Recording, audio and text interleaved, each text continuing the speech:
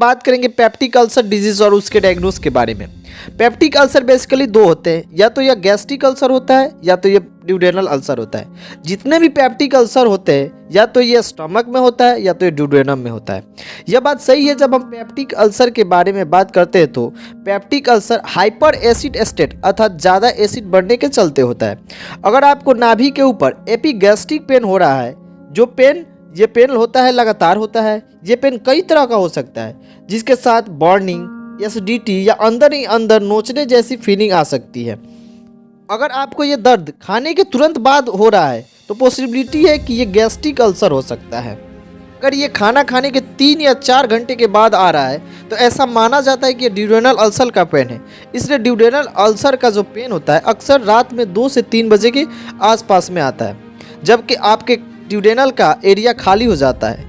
कुछ ध्यान देने वाली बात यह है कि कोई ब्लीडिंग तो नहीं हो रही है, इन द सेंस उल्टी के साथ ब्लीडिंग तो नहीं हो रही है, लेटरिन काले रंग की तो नहीं हो रही है, आपको खून की कमी तो नहीं हो रही है, एनीमिया लेवल तो नहीं बढ़ रही है, ऐसे तो नहीं है कि थोड़ा सा भी खाने पर पेट आपका फूल जाता हो, कभी ऐसा तो नहीं है कि आपके वेट लॉस हो रहा हो।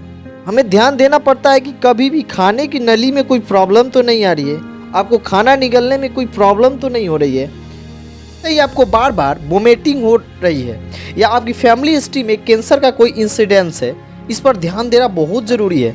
हमें ड्यूडेनल अल्सर या गैस्ट्रिक अल्सर को पहचानने हैं या पेप्टिक अल्सर को आइडेंटिफाई करना है तो 2 ही तरीका है।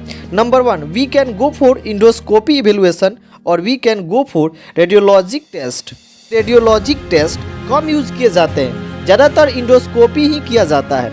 अगर हम इंडोस्कोपी करते हैं तो इससे हमें अल्सर का साइट पहचान सकते हैं, हम अल्सर की साइज पहचान सकते हैं और साथ ही साथ अल्सर फॉर्मेशन भी पहचान सकते हैं।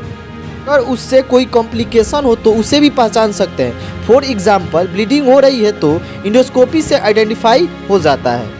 कई डॉक्टरों का कहना है कि आपको इंडोस्कोपी जल्दी करना चाहिए, इन द सेंस कि अगर आपका एज 45 ईयर से ऊपर है तो आपको अलार्म सिम्टम है, तो वास्तव में आपको इंडोस्कोपी कराना चाहिए। ऐसे इन्फॉर्मेशन के लिए हमारे यूट्यूब चैनल पे बने रहें। अगर चैनल पे पहली बार आए तो चैनल को सब्सक्राइब कर दें और साथ ही साथ हमारे इंस्टाग्राम पेज को भी लाइक कर दें। मिलते हैं अगले वीडियो में। Thank you.